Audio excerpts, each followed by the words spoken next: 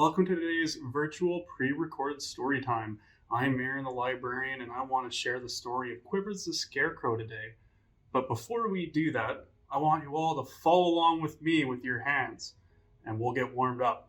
Okay? So clap everybody and say hello, clap everybody and say hello, clap everybody and say hello no matter what the weather.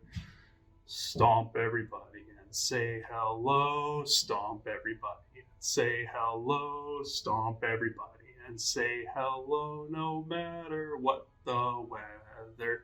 And get ready to jump. Jump everybody and say hello, jump everybody and say hello, jump everybody and say hello no matter what the weather. Okay, let's move on to today's flannel. So this one's called Quivers the Scarecrow. So there once was a farmer who had a wonderful vegetable garden. Look at all the beautiful flowers and the fun bee. And as wonderful as I think this garden was, he could never really keep it away from the birds. And maybe even the bugs like the bees. Although sometimes you want that. Anyway, he couldn't stop the birds from tasting all of his wonderful vegetables. So you know what you think he should have done? He made a scarecrow. So he started by placing a pole in the middle of the garden. And on it, he put on a pair of old pants. Very, very stylish pair, if I do say so myself. And then he had an old shirt laying around, and he put that on there. Very nice color. And he had two little gloves that he could use to make some hands. And then he made a head for Scarecrow out of an old burlap sack. But then he needed something to keep the sun out of his face. And what do you put on to keep the sun off yourself, maybe in the summertime? That's right. He put on a straw hat. Just to keep the sun out of his eyes. When the wind blew, the Scarecrow's clothes moved like he was quivering in fear. So the farmer decided to call him Quivers. As the sun set, the moon rose. And Quiver realized that he was all alone in the large garden and began to feel very, very lonely. And I could even see the word scared. The night noises were different from the noises when the farmer was around during the day. It was so dark that Quiver couldn't even see his own gloves. Where did they go? Those gloves disappeared right in the dark. And then all of a sudden, he heard a rustling close by.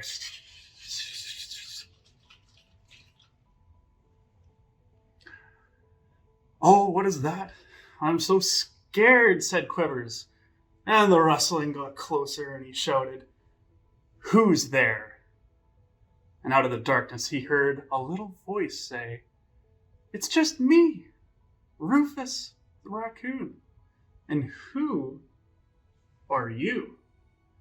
Oh, Quivers now said, very, very surprised. "You scared me, Rufus." And from being scared, Quivers' feelings began to change. And then he found his gloves again. How do you feel when you've been scared? I think I'd feel kind of angry.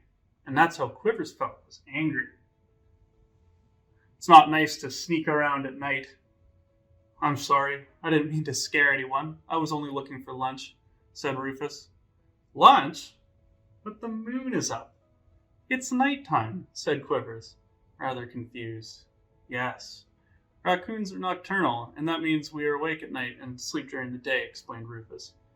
So Rufus then sat down next to Quivers, and they talked for hours. Quivers felt so... How would you feel when you spend time with your friends? I know my friends make me feel happy, and Quivers felt the same way. because he was happy to have a friend to talk to, and the night seemed to go by so quickly. As the two new friends talked, Quivers told Rufus how he felt so scared at night by himself. And Rufus started to yawn. And just as the sun was slowly coming up, it was time for Rufus to go home. The two friends said their goodbyes. Goodbye, goodbye. And Quivers felt rather, then how would you feel when your friends leave?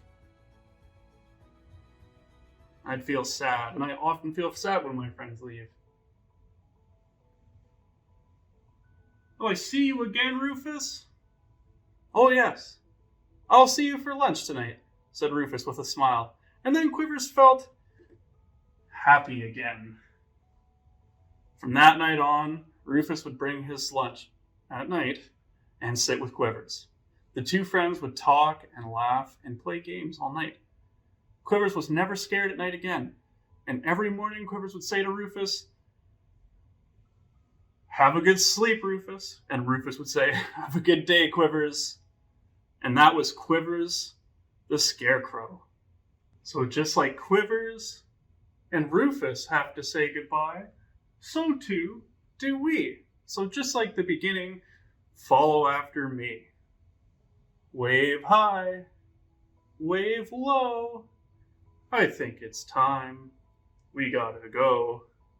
Wave your elbows, wave your toes, wave your knees, wave your lips, wave your ears, wave your hair even if it's not there, wave your belly and your derriere, wave your eyes, wave your hand, and say goodbye. Goodbye, goodbye. Thank you for joining me for today's story time. Goodbye.